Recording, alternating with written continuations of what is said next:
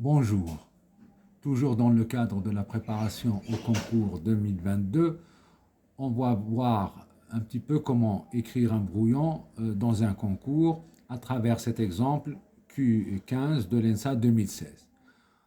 On veut calculer la limite quand x tend vers plus l'infini de x moins 1 sur x plus 3, le tout puissance x plus 2, et on veut savoir si c'est égal à l'une des valeurs écrites ici.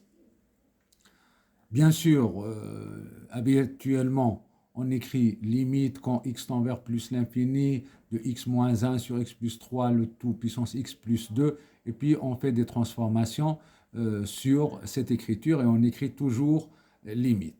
Alors ce que je vous propose, c'est de ne pas écrire limite, mais à chaque fois qu'on veut calculer une limite, on écrit juste x tend vers quoi? Ici, x tend vers plus l'infini, on souligne pour ne pas l'oublier.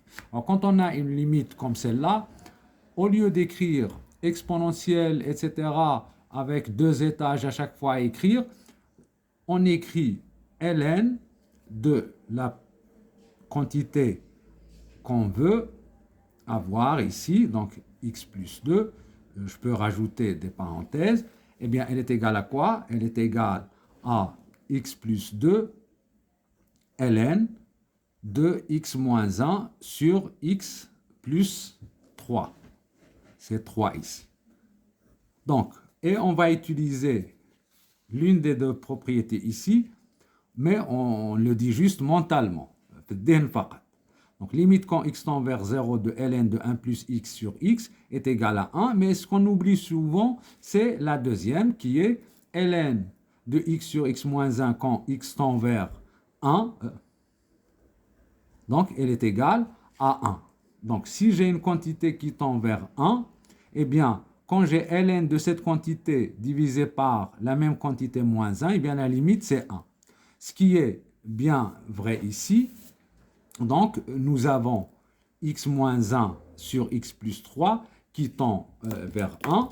Donc, et il faut savoir comment écrire un petit peu les choses. Alors, il ne faut pas oublier de se dire dans sa tête que la limite que je vais obtenir sera L et la limite de ma fonction sera E puissance L avec les deux conventions. E puissance moins l'infini est égal à 0 et E puissance plus l'infini est égal à plus l'infini. Ben, c'est dans la nature des choses, on le fait très souvent, mais là c'est un concours, on peut se le permettre. Alors, donc ici, pour avoir ce qu'on a dit tout à l'heure, je vais écrire x plus 2, je vais laisser un petit peu de place. ln, la quantité x moins 1 sur x plus 3 tend vers 1 quand x tend vers 0. Donc sur cette quantité-là, moins 1, je ne vais pas la calculer ici. Je sais que ce nombre tend vers 1. Quand on a une rédaction dans un examen, on n'a pas le droit d'écrire cela, mais c'est vrai, donc on va l'oublier. Donc je vais un petit peu régler les choses. Donc j'ai divisé par x moins 1 sur x plus 3 moins 1. Donc je dois multiplier par le même nombre, x moins 1 plus 3 moins 1. Donc ça y est, celui-là, je vais le remplacer par 1. Et qu'est-ce que je fais? Je vais juste réduire au même dénominateur ici. Donc c'est sur x plus 3. J'aurai quoi? X moins 1 moins x moins 3. Donc les calculs, je vous fais confiance, vous savez les faire. Puis fois 1. Et ici, c'est égal à quoi?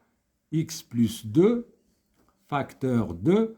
Alors, le x et le moins x disparaissent. Il me reste moins 4 sur x plus 3. Nous avons une fraction rationnelle, donc on va ranger un petit peu les choses. X plus 2 sur x plus 3. Et donc, le plus haut degré, c'est x, et c'est x, donc c'est moins 4 fois x sur x, si vous voulez, mais ça, il faut le faire mentalement. Hein. Donc, bien sûr, c'est 1. Hein. Donc, et la limite, c'est moins 4. Et il ne faut pas oublier qu'il faut prendre e puissance L. Donc, on a trouvé L qui est égal à moins 4. Donc, notre limite, c'est e puissance moins 4. Voyons voir un petit peu les réponses. Eh bien, c'est la réponse B. Donc, je vous encourage un petit peu à apprendre à faire ce genre de choses parce que rien que d'écrire limite ben, ça prend beaucoup de temps. Si vous mettez une exponentielle à chaque fois, ben, ça prend beaucoup de place et ça prend beaucoup de temps aussi. Donc si vous voyez, là, ça ne nous a pas pris beaucoup de place ni de temps. 1, 2, 3, 4, 5, 6, puis 7 et 8. Alors on peut même le réduire au même dénominateur, on peut le faire de tête, gagner une ligne. Et puis ici, cette fonction tend vers 1. On n'a même pas besoin d'écrire cela. Donc, il faut toujours essayer de s'entraîner pour gagner du temps et bien savoir tenir un brouillon. Ce sont des secondes précieuses qui vont servir à d'autres exercices qui peuvent être un petit peu plus difficiles. Voilà, merci pour votre attention et à la prochaine fois.